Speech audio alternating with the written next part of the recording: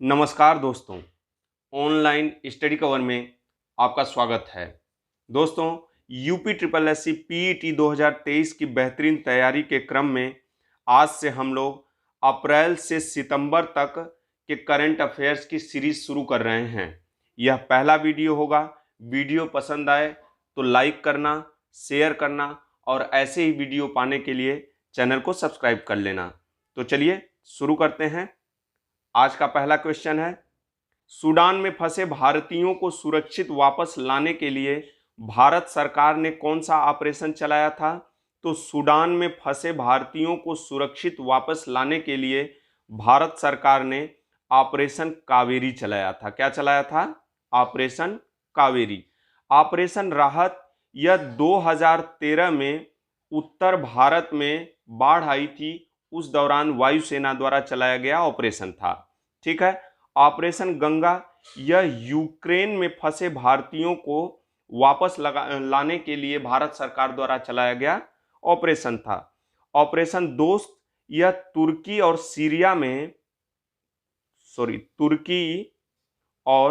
Syria में भूकंप के दौरान भारत सरकार द्वारा चलाया गया ऑपरेशन था। ठीक है, आगे चलें। 5 अप्रैल 2023 को 7वीं भारत जापान रक्षा नीति वार्ता कहां आयोजित किया गया? तो 7वीं भारत जापान रक्षा नीति वार्ता यह नई दिल्ली में आयोजित किया गया। कहां? नई दिल्ली में। नेक्स्ट, हाल ही में किस राज्य के कंबन अंगूर, कंबन पनीर, थारा चाई को जीआई टैग प्रदान किया गया? तो किस राज्य के कंबन अंगूर को जीआई टैग प्रदान किया गया? तो यह तमिलनाडु के। किस राज्य के? तमिलनाडु के कंबन अंगूर को जीआई टैग प्रदान किया गया। ठीक है। जीआई टैग के मामले में 56 जीआई टैग के साथ तमिलनाडु पहले स्थान पे है। ठीक है। तमिलनाडु कौन से स्थान पे है? तो पहले स्थान पे। और दूसरे स्थान पे 52 जीआई टैग प्राप्त करने के साथ उत्तर प्रदेश अपना दूसरे स्थान पे है। ठीक है। और हस्तशिल्प उत्पादों के मामले में उत्तर प्रदेश पहले स्थान पे है। ठीक है, आगे चलें। हेल्थ फॉर ऑल थीम के साथ विश्व स्वास्थ्य दिवस 2023 किस दिन मनाया गया? तो विश्व स्वास्थ्य दिवस 2023 की थीम क्या थी? तो हेल्थ फॉर ऑल। ठीक है। विश्व स्वास्थ्य दिवस 2023 की थीम क्या थी? तो हेल्थ फॉर ऑल। और यह कब मनाया गया? तो यह 7 अप्रैल को मनाया गया। Next, tennis tournament Miami open 2023 के पुरुष वर्ग का खिताब किसने अपने नाम किया? तो टेनिस टूर्नामेंट मियामी ओपन 2023 के पुरुष वर्ग का खिताब डेनियल मेदवेदेव ने अपने नाम किया। किसने? डेनियल मेदवेदेव ने। यह रूसी खिलाड़ी हैं। कौन है? यह रूस के खिलाड़ी हैं और इन्होंने जानिक सीनर को हराया था। जानिक सीनर कहां के खिलाड़ी हैं? इटली। ठीक है। रूसी खिलाड़ी डेनियल मेदवेदेव ने इटली के खिलाड़ी जानिक सीनर को हराकर टेनिस टूर्नामेंट मियामी ओपन 2023 का खिताब पुरुष वर्ग में अपने नाम किया। ठीक है। अब इसमें डिटेल्स थोड़ी सी है। चेक गणराज्य की पेट्रा क्वितोवा ने कजाकिस्तान की एलेना रिबाकिना को 7-6, 6-2 से हराकर अपना पहला मियामी ओपन 2023 महिला वर्ग का खिताब जीता। ठीक है। पुरुष वर्ग का खिताब किसने जीता? तो डेनियल मेदवेदेव ने। ठीक है। और महिला वर्ग का खिताब मियामी ओपन 2023 में किसने जीता? तो पेट्रा क्वितोवा ने। किसको हराकर? तो कजाकिस्तान की एलिना रिबाकिना को। पेट्रा क्वितोवा कहां की है? तो ये चेक गणराज्य की। आगे चलें। फुटबॉल का प्रतिष्ठित cup hero super cup 2023 Orissa ने किसको हराकर जीता? तो फुटबॉल का प्रतिष्ठित कप हीरो सुपर कप 2023 किसने जीता? तो उड़ीसा ने जीता। किसको हराकर जीता? तो यह बेंगलुरु को हराकर, किसको? बेंगलुरु को हराकर जीता। नेक्स्ट, इनमें से किस भारतीय अमेरिकी गणितज्ञ और सांख्यिकीविद को 2023 के अंतर्राष्ट्रीय पुरस्कार से सम्मानित किया गया? तो इनमें से किस भारतीय अमेरिकी गणितज्ञ और सांख्यिकीविद को 2023 के अंतर्राष्ट्रीय पुरस्कार से सम्मानित किया गया? तो किसको किया गया? तो CR राव को। किसको? CR राव को। ठीक है। इस पुरस्कार को सांख्यिकी और गणित के क्षेत्र में नोबेल पुरस्कार के बराबर माना जाता है। किसको? तो अंतर्राष्ट्रीय पुरस्कार को यह गणित और सांख्यिकी के क्षेत्र में नोबेल पुरस्कार के बराबर माना जाता है। ठीक है, आगे चलें। हाल ही में किसने मोजाम्बिक में स्थित बूजी ब्रिज का उद्घाटन किया? तो बूजी ब्रिज का उद्घाटन कहाँ किया गया? कहाँ है? तो ये मोजाम्बिक में है। बूजी ब्रिज कहाँ है? मोजाम्बिक में। और इसका उद्घाटन किसने किया? तो एस जयशंकर ने। किसने? एस जयशंकर ने। ठीक। विश्व का पहला एशियन किंग गिद्ध संरक्षण एवं प्रजनन केंद्र कहाँ स्थापित हुआ? तो विश्व का पहला एशियन किंग गिद्ध संरक्षण एवं प्रजनन केंद्र यह उत्तर प्रदेश के महाराजगंज में स्थापित हुआ। कहां? उत्तर प्रदेश के महाराजगंज में। नेक्स्ट, भारत और अमेरिका के मध्य वायुसेना अभ्यास कोप इंडिया 2023 का कौन सा संस्करण आयोजित किया गया? तो भारत और अमेरिका के मध्य कोप इंडिया 2023 का यह छठा संस्करण आयोजित किया गया। कौन सा संस्करण? छठा संस्करण। कोप इंडिया 2023 का आयोजन किसके किसके मध्य हुआ? तो भारत और अमेरिका के मध्य वायुसेना के अभ्यास में किया गया था। ठीक है, आगे चलें। हाल ही में किस राज्य सरकार ने बुनियादी ढांचा परियोजनाओं के सर्वेक्षण, कृषि, बागवानी, फसलों और सुरक्षा के लिए दृश्य योजना की शुरुआत की? तो किस राज्य सरकार ने दृश्य योजना की शुरुआत की? तो हरियाणा सरकार ने। किसने? हरियाणा सरकार ने। और दृश्य योजना का लक्ष्य क्या है? तो बुनियादी ढांचा परियोजनाओं के सर्वेक्षण, कृषि, बागवानी, फसलों और सुरक्षा के लिए। ठीक है, किस योजना की? दृश्य योजना। दृश्य योजना हरियाणा से संबंधित। आगे, सैन्य अभ्यास स्लिनेक्स 2023 भारत और किस देश के बीच संपन्न हुआ? तो देखिए, स्लिनेक्स जैसा कि नाम से ही ज्ञातव्य है कि यह भारत और किस देश के बीच हुआ है। तो देखिए, स्लिनेक्स मतलब श्रीलंका। स्लिनेक्स मतलब श्रीलंका। SL श्रीलंका, IN मतलब इंडिया। श्रीलंका और इंडिया के बीच हुआ स्लिनेक्स 2023 अभ्यास। तो आपका आंसर क्या हो जाएगा? D। ठीक है, अब देखिए कुछ अभ्यास हैं, युद्धाभ्यास हैं, जो किन किन देशों के मध्य हुआ है उनको यहां पे कवर किया है मैंने। देखिए, डेजर्ट नाइट यह भारत और फ्रांस के मध्य होता है। बोंगो सागर नौसैनिक अभ्यास यह भारत और बांग्लादेश के मध्य होता है। गरुण अभ्यास भारत और फ्रांस के मध्य आयोजित किया जाता है। हैंड इन हैंड यह भारत और चीन के मध्य आयोजित होता है। इंद्र भारत और रूस के मध्य। जिमेक्स भारत और जापान के मध्य आयोजित किया गया। सूर्य किरण यह भारत और नेपाल के मध्य आयोजित किया जाता है। वरुण भारत और फ्रांस। सिम्बेक्स भारत और सिंगापुर के मध्य। कोंकण भारत और ब्रिटेन के मध्य। इंद्रधनुष भारत और ब्रिटेन के मध्य आयोजित किया जाता है। संप्रीति युद्धाभ्यास यह भारत एवं बांग्लादेश के मध्य आयोजित होता है। सिन्यू मैत्री भारत और जापान के मध्य आयोजित किया जाता है। मैत्री भारत और बांग्लादेश के मध्य आयोजित किया जाता है। धर्मा गार्जियन यह भारत और जापान के मध्य आयोजित किया जाता है। ठीक है, आगे चलें। हाल ही में मोहम्मद शहाबुद्दीन ने किस देश के राष्ट्रपति के रूप में शपथ ली? तो मोहम्मद शहाबुद्दीन ने या बांग्लादेश के राष्ट्रपति के रूप में शपथ ली इन्होंने। ठीक है, आगे चलें। इंडिया स्टील 2023 कॉन्फ्रेंस का आयोजन कहाँ किया गया?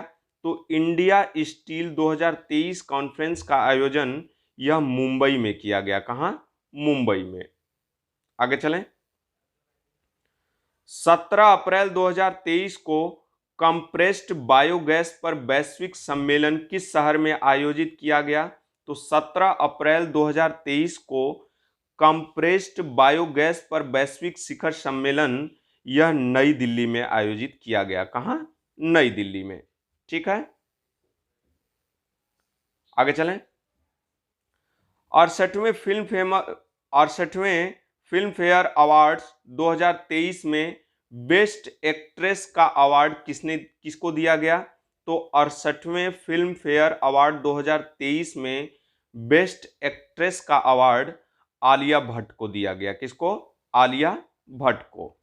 ठीक है, अब इसमें कुछ डिटेल्स देख लेते हैं। बेस्ट एक्ट्रेस का अवार्ड आलिया भट्ट को गंगूबाई के लिए दिया गया। सर्वश्रेष्ठ फिल्म यानी बेस्ट फिल्म कौन सी थी? तो गंगूबाई। बेस्ट एक्टर राजकुमार राव, बधाई हो के लिए इनको दिया गया। लाइफ टाइम अचीवमेंट अवार्ड यह प्रेम चोपड़ा को दिया गया। बेस्ट डायरेक्टर का अवार्ड किसको दिया गया? तो बेस्ट डायरेक्टर का अवार्ड संजय लीला भंसाली को गंगूबाई के लिए दिया गया था। बेस्ट प्लेबैक सिंगर मेल के लिए यह अरिजीत सिंह को दिया गया था। और बेस्ट प्लेबैक सिंगर फीमेल के लिए किसको दिया गया था? तो कविता सेठ को दिया गया था। ठीक है, आगे चलें। बाघ गणना 2022 के अनुसार भारत में कुल बाघों की संख्या 3167 है। बाघ गणना 2022 के अनुसार सबसे ज्यादा बाघ किस राज्य में है? तो सबसे ज्यादा बाघ किस राज्य में है? तो मध्य प्रदेश में। कहां? मध्य प्रदेश में ये पहले नंबर पे आता है। उसके बाद सबसे ज्यादा बाघ दूसरे नंबर पे कर्नाटक में है। तीसरे नंबर पे कहां है? उड़ीसा में।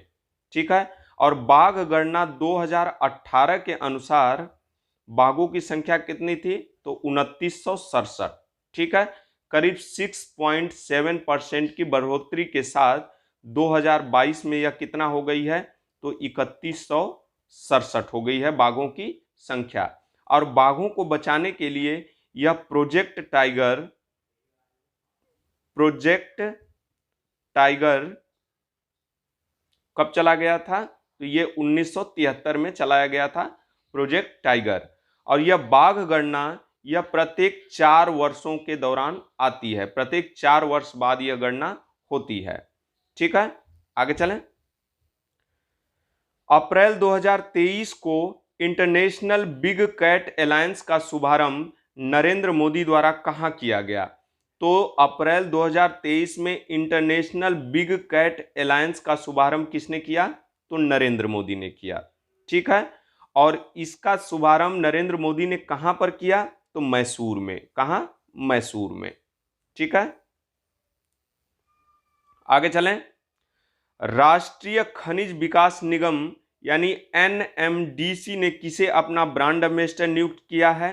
तो राष्ट्रीय खनिज विकास निगम एनएमडीसी ने किसे अपना ब्रांड एम्बेसडर नियुक्त किया है? तो ये निखत जरीन को। किसको? निखत जरीन को। ठीक है, अब इसमें डिटेल्स में देख लेते हैं थोड़ा दोस्तों। देखिए, राष्ट्रीय खनिज निगम एनएमडीसी ने निखत जरीन को अपना ब्रांड एम्बेसडर नियुक्त किया है। एचएसबीसी इंडिया ने विराट कोहली को अपना ब्रांड एम्बेसडर बनाया है। ठीक है, जियो सिनेमा ने रोहित शर्मा को, स्टार स्पोर्ट्स ऋषभ पंत को अपना ब्रांड एम्बेसडर बनाया है। फैशन हाउस गुच्ची ने आलिया भट्ट को ब्रांड एम्बेसडर बनाया। पेप्सिको इंडिया रणबीर सिंह को अपना ब्रांड एम्बेसडर बनाया है। ठीक है, पूमा इंडिया ने हरमनप्रीत कौर को अपना ब्रांड एम्बेसडर बनाया। हार्बा लाइफ या स्मृति मंधाना को अपना ब्रांड एम्बेसडर बनाया। पीएनजी ज्वेलर्स माधुरी दीक्षित को अपना ब्रांड एम्बेसडर बनाया। वाईकॉम 18 के ब्रांड एम्बेसडर किसको बनाया गया है? तो महेंद्र सिंह धोनी को बनाया गया है। यूनिसेफ इंडिया का ब्रांड एम्बेसडर आयुष्मान खुराना को बनाया गया है। ठीक है, आगे चलें। जर्मनी के सर्वोच्च सम्मान ऑर्डर ऑफ मेरिट से किसे सम्मानित किया गया है? तो जर्मनी का सर्वोच्च सम्मान क्या है? तो ऑर्डर ऑफ मेरिट। और ऑर्डर ऑफ मेरिट से किसको सम्मानित किया गया है? तो एंजेला मार्कल को। किसको? एंजेला मार्कल को। ठीक है। हाल ही में थावे महोत्सव का आयोजन किस राज्य में किया गया? तो थावे महोत्सव का आयोजन यह बिहार में किया गया। कहां? बिहार में। और बिहार का एक प्रसिद्ध महोत्सव है छठ पूजा महोत्सव। क्या है? छठ पूजा। छठ पूजा महोत्सव ये भी बिहार का एक प्रसिद्ध महोत्सव है। आगे चलें। हाल ही में अप्रैल माह में पुथांडु उत्सव किस राज्य में मनाया गया? तो पुथांडु उत्सव यह तमिलनाडु में मनाया गया। कहां? तमिलनाडु में। नेक्स्ट, जल शक्ति मंत्रालय की जल स्रोतों की गणना की रिपोर्ट के अनुसार सर्वाधिक जल स्रोत पश्चिम बंगाल में हैं। ठीक है। जल शक्ति मंत्रालय की जल स्रोतों की गणना की रिपोर्ट के अनुसार सबसे ज्यादा जल स्रोत कहां है? तो पश्चिम बंगाल में। देखिए क्वेश्चन से ही क्वेश्चन बन रहा है। ठीक है। तो आपको थोड़ा ध्यान देना पड़ेगा कि कौन सा क्वेश्चन पूछ सकता है, इसलिए प्रश्न को भी ध्यान से पढ़ना होगा। जल शक्ति मंत्रालय की जल स्रोतों की गणना रिपोर्ट के अनुसार सर्वाधिक जल स्रोत कहां है? तो पश्चिम बंगाल में है। इस रिपोर्ट में दूसरे स्थान पे कौन है? तो इस रिपोर्ट में दूसरे स्थान पे उत्तर प्रदेश है। कौन है? उत्तर प्रदेश। ठीक है। जल शक्ति मंत्रालय ने यह रिपोर्ट जारी की है। इसके अनुसार सर्वाधिक जल स्रोत पश्चिम बंगाल में है और दूसरे नंबर पे उत्तर प्रदेश है सर्वाधिक जल स्रोतों के मामले में। ठीक है। आगे चलें। महाराष्ट्र भूषण पुरस्कार 2022 से किसे सम्मानित किया गया? तो महाराष्ट्र भूषण पुरस्कार 2022 से किसको सम्मानित किया गया? तो ये अप्पा साहेब धर्माधिकारी को। किसको? अप्पा साहेब धर्माधिकारी को। ठीक है। आगे चलें। हाल ही में चुनाव आयोग द्वारा आम आदमी पार्टी एएपी को राष्ट्रीय पार्टी का दर्जा दिया गया। वर्तमान में राष्ट्रीय पार्टियों की संख्या कितनी हो गई है? तो देखिए, हाल ही में चुनाव आयोग द्वारा किस पार्टी को राष्ट्रीय पार्टी का दर्जा दिया गया? तो आम आदमी पार्टी को राष्ट्रीय पार्टी का दर्जा दिया गया। ठीक है। और वर्तमान में अब राष्ट्रीय पार्टियों की संख्या कितनी हो गई है? तो 6 हो गई है। कितनी हो गई है? 6। ठीक है। टोटल पार्टी राष्ट्रीय पार्टियों की संख्या कितनी थी? 8 थी, जिसके साथ 3 पार्टियों को राष्ट्रीय पार्टी का दर्जा 3 पार्टियों से वापस ले लिया गया और एक पार्टी को राष्ट्रीय पार्टी का दर्जा दिया गया। तो कितने हो गए? ये 5 हो गए और इसमें 1 हो गया। कितने हो गए? अब वर्तमान में राष्ट्रीय पार्टी कितनी है? तो 6 है। ठीक है। अब इसमें डिटेल्स देख लेते हैं कौन कौन सी 6 पार्टियां हैं। भारतीय राष्ट्रीय कांग्रेस, इसकी स्थापना 1885 में हुई थी। भारत मार्क्सवादी कम्युनिस्ट पार्टी 1964 में स्थापना। भारतीय जनता पार्टी 1980 में स्थापना। Bahujan Samajwadi Party 1984। National People's Party 2013 और आम आदमी पार्टी की स्थापना 2012 में हुई थी। ये 6 पार्टियां राष्ट्रीय पार्टियां हैं वर्तमान में। ठीक है। अब देखते हैं। जबकि शरद पवार की नेशनलिस्ट कांग्रेस पार्टी यानी एनसीपी, ममता बनर्जी की तृणमूल कांग्रेस यानी टीएमसी और communist party of India CPI का राष्ट्रीय पार्टी का दर्जा खत्म हो गया है। क्वेश्चन राष्ट्रीय पार्टी का दर्जा देने से नहीं बल्कि खत्म होने से भी आ सकता है, इसलिए आप इन 3 पार्टियों को जरूर ध्यान रखना। ठीक है। आगे चलें। हाल ही में किस मिनी रत्न कंपनी को नवरत्न कंपनी का दर्जा दिया गया? तो किस मिनी रत्न कंपनी को नवरत्न कंपनी का दर्जा दिया गया? तो रेल विकास निगम लिमिटेड को। ठीक है। यह मिनी रत्न से नवरत्न कंपनी बन गई है। आईएसएसएफ विश्व कप 2023 में 25 मीटर पिस्टल स्पर्धा में मनु भाकर ने कौन सा पदक जीता? तो मनु भाकर ने यह ब्रॉन्ज मेडल जीता। कौन सा मेडल? Bronze medal. नेक्स्ट, राष्ट्रीय पंचायत पुरस्कार 2023 के तहत सर्वश्रेष्ठ जिला पंचायत का पुरस्कार गंजम जिला पंचायत को दिया गया। गंजम जिला पंचायत किस राज्य में स्थित है? तो देखिए, राष्ट्रीय पंचायत पुरस्कार 2023 के तहत सर्वश्रेष्ठ जिला पंचायत का पुरस्कार किसको दिया गया? तो गंजम जिला पंचायत को। और यह गंजम जिला पंचायत है कहां? तो यह उड़ीसा में है। कहां है? उड़ीसा में। ठीक है। देखिए, सर्वश्रेष्ठ ग्राम पंचायत का पुरस्कार यह कपिलो को दिया गया, यह झारखंड में स्थित है। सर्वश्रेष्ठ जिला पंचायत का पुरस्कार गंजम जिला पंचायत को दिया गया, यह उड़ीसा में स्थित है। और सर्वश्रेष्ठ ब्लॉक पंचायत का पुरस्कार हिंजिलिकट को दिया गया, यह कहां है? उड़ीसा में स्थित है। ठीक है। Next, vibrant village programme. Vibrant village programme कहां पर चलाया जा रहा है? तो वाइब्रेंट विलेज प्रोग्राम वीवीपी यह चीन सीमा पर चलाया जा रहा है। किस पर? चीन सीमा पर चलाया जा रहा है। नेक्स्ट, अप्रैल 2023 को national association of software and services company NASSCOM का नया चेयरपर्सन किसे नियुक्त किया गया है? तो देखिए, नेस्कॉम का पूरा नाम क्या है? National association of software and services company. इसका नया चेयरमैन किसको नियुक्त किया गया है? तो अनंत माहेश्वरी को। किसको? अनंत माहेश्वरी को। आगे चलें। हाल ही में नॉर्थ अटलांटिक ट्रीटी ऑर्गेनाइजेशन यानी नाटो का 31वां सदस्य देश कौन सा देश बना? तो हाल ही में नाटो का 31वां सदस्य देश यह फिनलैंड बना। कौन बना? फिनलैंड। नाटो की स्थापना 1949 में हुई थी। अब तक इसमें 30 देश थे, लेकिन फिनलैंड के आने के बाद यह कितने सदस्य देश हो गए हैं? तो 31 हो गए हैं। ठीक है। आगे चलें। हाल ही में पंजाब के किस पूर्व मुख्यमंत्री का निधन हो गया? तो हाल ही में पंजाब के किस पूर्व मुख्यमंत्री का निधन हो गया? तो ये प्रकाश सिंह बादल का। किसका? प्रकाश सिंह बादल का। देश की पहली बार मेट्रो उद्घाटन कहां किया गया? देश की पहली वाटर मेट्रो का उद्घाटन कहां किया गया?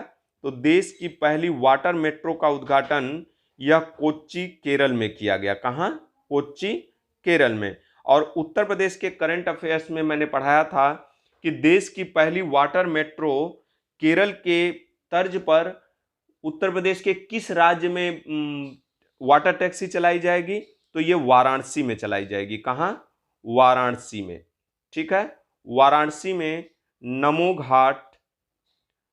घाट से लेकर 80 घाट तक। कहां तक? 80 घाट तक यह टैक्सी चलाई जाएगी। ठीक है। आगे चलें। हाल ही में किस देश को दुनिया का सबसे बड़ा नार्को स्टेट घोषित किया गया है? तो हाल ही में किस देश को दुनिया का सबसे बड़ा नार्को स्टेट घोषित किया गया है?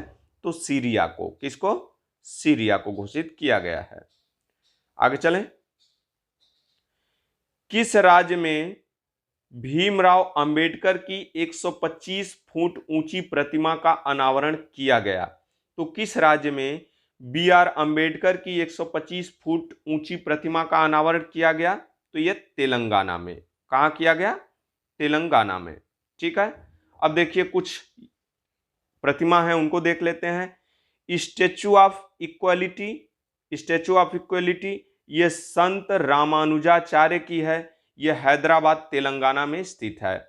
स्टैचू ऑफ प्रोस्पेरिटी यह केम्पेगौड़ा की मूर्ति है, प्रतिमा है। यह बेंगलुरु कर्नाटका में स्थित है। स्टैचू ऑफ नॉलेज यह भीमराव अंबेडकर की प्रतिमा है। यह लातूर महाराष्ट्र में स्थित है। ठीक है। स्टैचू ऑफ पीस यह विजय वल्लभ जी महाराज की प्रतिमा है। यह पाली राजस्थान में स्थित है। स्टैचू ऑफ यूनिटी यह सरदार वल्लभ भाई पटेल की मूर्ति है। यह केवड़िया में स्थित है, गुजरात में। गुजरात के केवड़िया में स्थित है। नेक्स्ट, हाल ही में हाल ही में प्रवासी भारतीय सम्मान पुरस्कार 2023 किसे प्रदान किया गया? तो हाल ही में प्रवासी भारतीय सम्मान पुरस्कार 2023 किसको दिया गया? तो ये राज सुब्रमण्यम को। किसको? राज सुब्रमण्यम को प्रवासी भारतीय सम्मान 2023 का पुरस्कार दिया गया इनको। ठीक है, आगे चलें।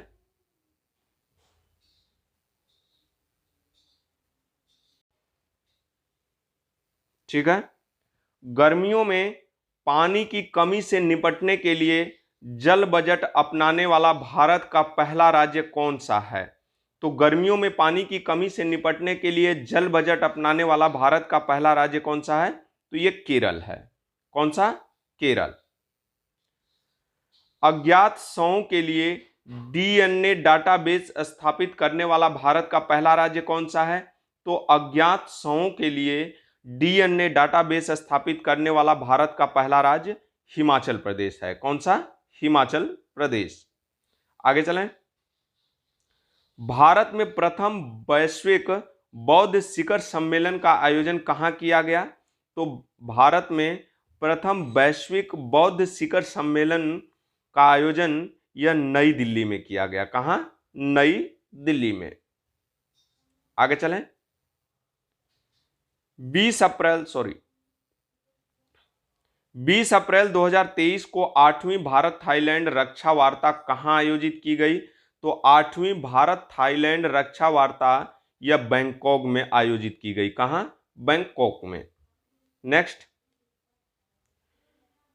पीएम मित्र मेगा टेक्सटाइल पार्क योजना के तहत भारत के 7 राज्यों में पीएम मित्र मेगा टेक्सटाइल पार्क स्थापित किए जाएंगे। ठीक है, तो पीएम मित्र मेगा टेक्सटाइल पार्क योजना के तहत भारत के कितने राज्यों में पीएम मित्र मेगा टेक्सटाइल पार्क स्थापित किए जाएंगे? तो 7 राज्यों में। कितने? 7 राज्यों में। निम्नलिखित में से कौन सा एक राज्य शामिल नहीं है इनमें से? तो इनमें कौन सा राज्य शामिल नहीं है? तो बिहार शामिल नहीं है। ठीक है, तो इसमें और देख लेते हैं 7 राज्य कौन कौन से हैं।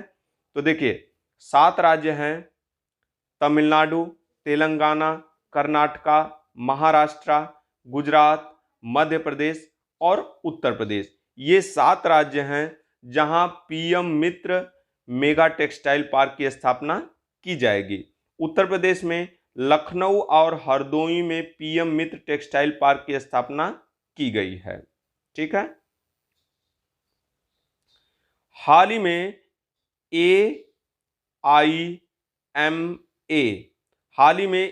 AIMA business leader of the decades पुरस्कार से किसे सम्मानित किया गया है? तो AIMA मतलब all India management association. All India management association, इसकी स्थापना 1957 में हुई थी। कब हुई थी? 1957 में। और इसी के द्वारा business leader of the decade पुरस्कार किसको प्रदान किया गया है? तो कुमार मंगलम बिड़ला को। किसको? कुमार मंगलम बिड़ला को। ठीक है, आगे। बेंगलुरु में आयोजित इंडियन ग्रांड प्रिक्स 4 में महिलाओं की लंबी कूद में शैली सिंह ने जीत हासिल की है। शैली सिंह का संबंध किस राज्य से है? तो शैली सिंह का संबंध उत्तर प्रदेश से है। कहां से? उत्तर प्रदेश से। ठीक है, आगे चलें। One earth one health advantage health care India 2023 का आयोजन कहां किया गया? तो one earth one health advantage health care India 2023 का आयोजन नई दिल्ली में किया गया। कहां? नई दिल्ली में। ठीक है, भारत ने वर्ल्ड बैंक के लॉजिस्टिक परफॉर्मेंस सूचकांक 2023 में कौन सा स्थान हासिल किया है? तो भारत ने वर्ल्ड बैंक लॉजिस्टिक परफॉर्मेंस सूचकांक 2023 में 38वां स्थान हासिल किया है। कौन सा स्थान हासिल किया है? तो 38वां स्थान हासिल किया है। ठीक है, 2023 में। 2022 में भारत का यह 44वां स्थान था, तो 6 स्थानों की इनको लाभ हुआ है। ठीक है, भारत ने 6 स्थान की बढ़त के साथ 139 देशों के इंडेक्स में 38वें स्थान पर है। ठीक है दोस्तों, वीडियो पसंद आए तो लाइक करना, शेयर करना और ऐसे ही वीडियो पाने के लिए चैनल को सब्सक्राइब कर लेना। चलिए आगे। वायुसेना के वीरता पुरस्कार से सम्मानित होने वाली वायुसेना की पहली महिला अधिकारी कौन है? तो वायुसेना की पहली महिला अधिकारी यह दीपिका मिश्रा बनी है। कौन? दीपिका मिश्रा। ठीक है। हाल ही में किस राज्य सरकार ने डेयरी किसानों को सशक्त बनाने के लिए संजीवनी परियोजना लॉन्च की है? तो संजीवनी परियोजना का उद्देश्य क्या है?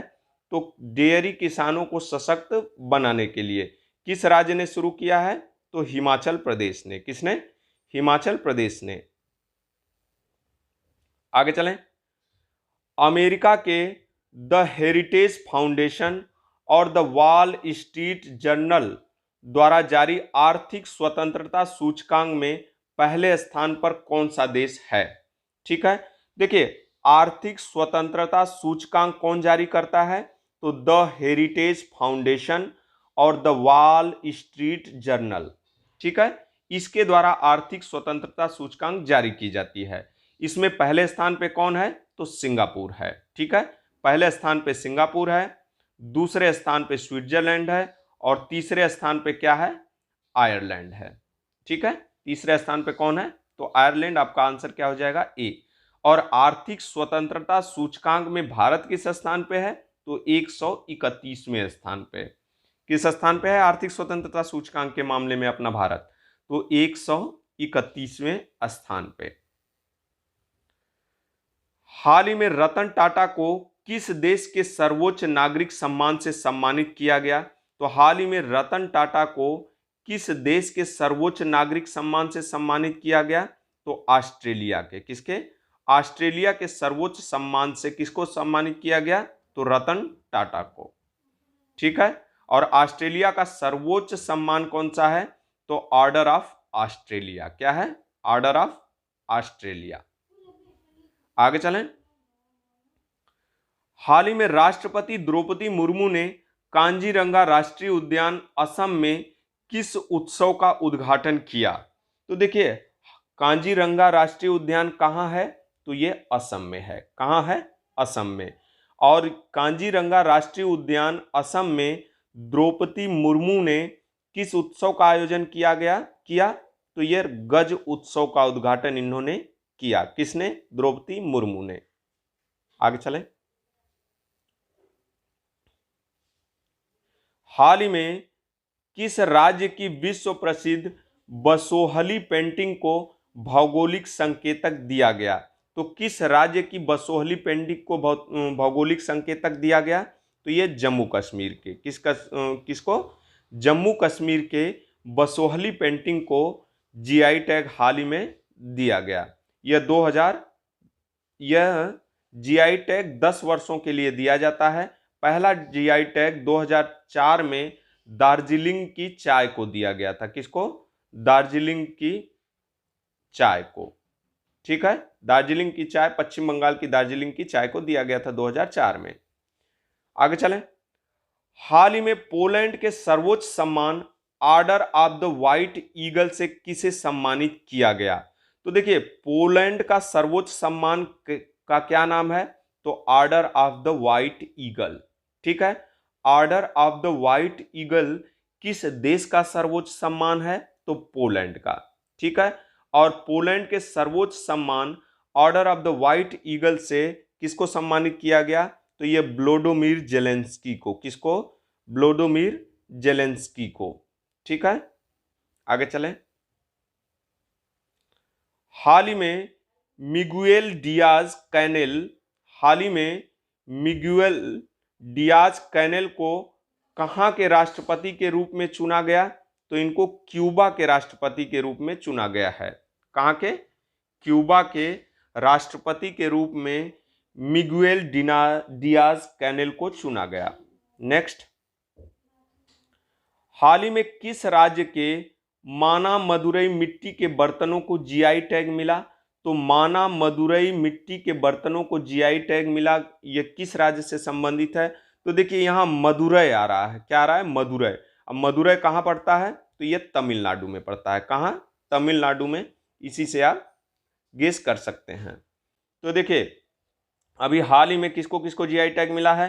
तो उत्तर प्रदेश के आदमचीनी चावल को जीआई टैग मिला है, बिहार के मिर्चा चावल को जीआई टैग मिला है, सरावती गेहूं, रीवा सुंदरजा आम को मध्य प्रदेश के जीआई टैग मिला है, जम्मू कश्मीर के बसोहली पेंटिंग को जीआई टैग मिला है, छत्तीसगढ़ के नगरी दुबराज चावल को जीआई टैग मिला है, तमिलनाडु के सेलम साबूदाना और मार्तंडम शहद को जीआई टैग मिला है। ठीक है, जीआई टैग के मामले में तमिलनाडु 56 जीआई टैग के साथ पहले स्थान पर है और उत्तर प्रदेश 52 जीआई टैग के साथ दूसरे स्थान पे है। ठीक है, ओवरऑल में देखा जाए तो तमिलनाडु में टोटल 56 प्रोडक्टों को जीआई टैग मिला हुआ है और इसके लिए यह पहले स्थान पे है, और उत्तर प्रदेश को 52 जीआई टैग मिला है, इसके लिए यह दूसरे स्थान पे है। ठीक है, और हस्तशिल्प उत्पादों के मामले में उत्तर प्रदेश पहले स्थान पर है। ठीक है, आगे चलें। Asian infrastructure investment bank AIIB ने अपना पहला विदेशी कार्यालय कहां खोला है? तो इसने अबू धाबी में खोला है। कहां? अबू धाबी में। ठीक है, देखिए AIIB Asian infrastructure investment bank स्थापना 2016 में हुई थी। मुख्यालय चीन के बीजिंग में है। 105 सदस्य हैं, जिन लिकुन इसके अध्यक्ष हैं। ठीक है, आगे चलें। ठीक है, आगे चलें। हाल ही में फेमिना मिस इंडिया 2023 का खिताब नंदिनी गुप्ता ने जीता। नंदिनी गुप्ता का संबंध किस राज्य से है? तो देखिए फेमिना मिस इंडिया 2023 का खिताब किसने जीता? तो नंदिनी गुप्ता ने। किसने जीता? नंदिनी गुप्ता ने। इनका संबंध किस राज्य से है? तो ये राजस्थान से संबंध रखती हैं। ठीक है, आगे चलें। फेमिना मिस इंडिया 2022 का खिताब सिनी सेट्टी ने जीता था। किसने? सिनी सेट्टी ने। आगे चलें। फोर्ब्स 2023 की रिपोर्ट के अनुसार भारत के सबसे अमीर व्यक्ति कौन है? तो भारत के सबसे अमीर व्यक्ति यह मुकेश अंबानी है। कौन है? मुकेश अंबानी। अप्रैल 2023 को किस राज्य सरकार ने एयर एम्बुलेंस सेवा का उद्घाटन किया? तो अप्रैल 2023 में किस राज्य सरकार ने एयर एम्बुलेंस सेवा का उद्घाटन किया? तो झारखंड ने। किसने? झारखंड राज्य सरकार ने एयर एम्बुलेंस सेवा का उद्घाटन किया। विजडन क्रिकेटर्स अवार्ड 2023 के टॉप 5 क्रिकेटर्स की लिस्ट में जगह बनाने वाली भारत की पहली महिला क्रिकेटर कौन बनी है? तो यह भारत की पहली महिला क्रिकेटर हरमनप्रीत कौर बनी है। कौन बनी है? Harmanpreet Kaur. Wisden cricketers award 2023 के Wisden leading T20 cricketers men's in the world का खिताब यह सूर्य कुमार यादव ने जीता है। T20 में किसने जीता? सूर्य कुमार यादव ने। स्वच्छता अभियान के लिए किस राज्य को हुडको पुरस्कार 2022-23 मिला है? तो हुडको पुरस्कार 2022-23 यह उत्तर प्रदेश को मिला है। ठीक है, किससे संबंधित है? स्वच्छता अभियान से संबंधित। अप्रैल 2023 में उत्तर प्रदेश की 2 पंचायतों को राष्ट्रीय पुरस्कार प्राप्त हुआ। कौन सी 2 पंचायतें हैं? तो यह हंसुदी अवसानपुर सिद्धार्थनगर की और मिलक अमावती यह मुरादाबाद की पंचायतें हैं।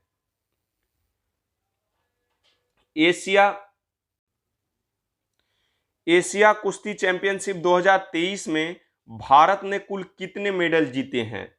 तो एशिया कुश्ती चैंपियनशिप 2023 में भारत ने कुल कितने मेडल जीते हैं? तो 14 मेडल जीते हैं। कितने मेडल? 14 मेडल। ठीक है, आगे चलें।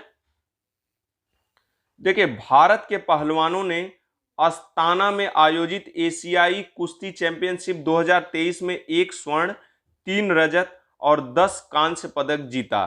तो देखिए एशियाई कुश्ती चैंपियनशिप 2023 ये कहाँ आयोजित हुआ था? तो अस्ताना में। ठीक है। फ्री स्टाइल पहलवान अमन सहरावत ने भारत के लिए एकमात्र स्वर्ण पदक जीता था। ठीक है। ओरियन युद्ध अभ्यास 2023 का आयोजन भारत और किस देश के बीच हुआ? तो ओरियन युद्धाभ्यास 2023 भारत और फ्रांस के मध्य हुआ। किसके मध्य? भारत और फ्रांस के मध्य। ठीक है। आगे चलें। हाल ही में खोंगजोम दिवस का आयोजन किस राज्य में किया गया? तो हाल ही में खोंगजोम दिवस का आयोजन यह मणिपुर में किया गया। कहां? मणिपुर में। ठीक है। हाल ही में गुवाहाटी में पूर्वोत्तर के पहले एम्स का उद्घाटन किया गया। किसने किया? तो देखिए पूर्वोत्तर के पहले एम्स का उद्घाटन कहां किया गया? तो गुवाहाटी में किया गया। कहां? गुवाहाटी में। इसका उद्घाटन किसने किया? तो नरेंद्र मोदी जी ने किया। किसने? नरेंद्र मोदी जी ने। भारत का पहला डिजिटल साइंस पार्क कहां खोला जाएगा? तो भारत का पहला डिजिटल साइंस पार्क यह केरल में खोला जाएगा। कहां खोला जाएगा? तो केरल में खोला। ठीक है। आगे चलें। हाल ही में कितने व्यक्तियों को गोल्डन मैन पर्यावरण पुरस्कार 2023 से सम्मानित किया गया? तो हाल ही में कितने व्यक्तियों को गोल्डन मैन पर्यावरण पुरस्कार 2023 से सम्मानित किया गया? तो 6 व्यक्तियों को। कितने व्यक्तियों को? 6 व्यक्तियों को गोल्डन मैन पर्यावरण पुरस्कार 2023 से सम्मानित किया गया। ठीक है। ये 6 व्यक्ति कौन कौन से हैं? तो देखिए यह पुरस्कार ग्रीन नोबेल पुरस्कार के नाम से प्रसिद्ध है। तो गोल्डन मैन पर्यावरण पुरस्कार को ग्रीन नोबेल पुरस्कार के नाम से भी जाना जाता है। ठीक है। गोल्डन मैन पर्यावरण पुरस्कार को किस नाम से जाना जाता है? तो ग्रीन नोबेल पुरस्कार के नाम से भी जाना जाता है इसको। 6 व्यक्तियों को, किन किन 6 व्यक्तियों को गोल्डन मैन पर्यावरण पुरस्कार 2023 दिया गया? तो देखिए जेफर किजिलकाया को, ये तुर्की की रहने वाले हैं। अलेक्जेंड्रा कोरव मुंडरुक को, ये ब्राजील की रहने वाली हैं। चिलेकवा मुंबा जाम्बिया। टेरो मुस्टोनेन ये फिनलैंड के रहने वाले हैं। डेलिमा सिलालाही ये इंडोनेशिया के रहने वाली हैं। डियाने विल्सन ये यूएसए के रहने वाले हैं। ठीक है। आगे चलें। हाल ही में बार्सिलोना ओपन 2023 का खिताब किसने जीता? तो हाल ही में बार्सिलोना ओपन 2023 का खिताब यह कार्लोस अल्कराज ने जीता। किसने? कार्लोस अल्कराज ने। भारत का पहला 3D प्रिंटेड डाकघर कहां बनाया जा रहा है? तो भारत का पहला 3D प्रिंटेड डाकघर यह कहां बनाया जा रहा है? तो यह बेंगलुरु में बनाया जा रहा है। कहां बनाया जा रहा है? बेंगलुरु में। हाल ही में किस राज्य सरकार ने खेल संस्कृति को पुनर्जीवित करने के लिए one panchayat one playground launch किया है? तो किस राज्य सरकार ने खेल संस्कृति को पुनर्जीवित करने के लिए one panchayat one playground launch किया है? तो केरल ने। किसने? केरल राज्य ने यह योजना शुरू की है, one panchayat one play ground. ठीक है। स्टॉकहोम वाटर प्राइज 2023 से किसे सम्मानित किया गया? तो स्टॉकहोम वाटर प्राइज 2023 से एड्रिया रिनाल्डो को सम्मानित किया गया। किसको? Adria Rinaldo. Next. Indian Oil Corporation और किस देश की कंपनी लांजाजेट साथ मिलकर भारत की पहली ग्रीन फ्यूल एविएशन फर्म स्थापित करेगी? तो इंडियन ऑयल कॉरपोरेशन और किस देश की कंपनी लांजाजेट के साथ मिलकर भारत की पहली ग्रीन फ्यूल एविएशन फर्म स्थापित करेगी? तो ये लांजाजेट किस देश की कंपनी है? तो ये अमेरिका की है। कहाँ की? अमेरिका की। भारत की पहली ग्रीन फ्यूल एविएशन किसके किसके सहयोग से बनेगी? तो इंडियन ऑयल कॉरपोरेशन और अमेरिका की लांजाजेट को मिलाकर। आगे चलें। हाल ही में मार्च 2023 के पीटीसी इंडिया लिमिटेड के चेयरमैन एवं प्रबंध निदेशक के रूप में पदभार किसने संभाला है? तो पीटीसी इंडिया के लिमिटेड के रूप में पदभार किसने संभाला है? तो यह राजीव के मिश्रा ने। किसने? राजीव के मिश्रा ने। नेक्स्ट, किस राज्य की सरकार ने प्रदेश में बेंगलुरु की तर्ज पर आईटी सिटी व पुणे की तर्ज पर मेडिकल सिटी बसाने जा रही है? तो यह उत्तर प्रदेश सरकार ने। किसने? उत्तर प्रदेश सरकार ने करने जा रही है ये। कचरे से बायोडीजल उत्पादित करने के उद्देश्य से अयोध्या में बायोडीजल परियोजना किस देश के सहयोग से लगाई जा रही है? तो कचरे से बायोडीजल उत्पादित करने के उद्देश्य से कहां बायोडीजल परियोजना का उद्घाटन किया जा रहा है? तो अयोध्या में। किस देश के सहयोग से? तो बेल्जियम के सहयोग से ये बनाई जा रही है। ठीक है। नेक्स्ट, लास्ट क्वेश्चन है दोस्तों, सीमा सड़क संगठन ने पूर्वी लद्दाख में किस दर्रे पर 19,300 फीट की ऊंचाई पर दुनिया की सबसे ऊंची मोटर योग्य सड़क का निर्माण किया है? तो दुनिया की सबसे ऊंची मोटर योग्य सड़क का निर्माण किसने किया है? तो सीमा सड़क संगठन ने। किसने? सीमा सड़क संगठन ने। और एक क्वेश्चन और भी पूछ सकता है कि दुनिया की सबसे ऊंची मोटर योग्य सड़क का निर्माण किस देश ने किया है? तो यह अपने प्यारे भारत ने किया है। ठीक है। और यह किस दर्रे में स्थित है? तो यह उमलिंगला दर्रे में स्थित है। कहां? उमलिंगला दर्रे में स्थित है। दोस्तों, इस वीडियो को यहीं पे कंप्लीट करते हैं। इसकी पीडीएफ पाने के लिए हमारे टेलीग्राम चैनल से जुड़ जाइए। वीडियो पसंद आए तो लाइक करना, शेयर करना, चैनल को सब्सक्राइब कर लेना। कल एक वीडियो के साथ हाजिर होंगे, तब तक के लिए धन्यवाद।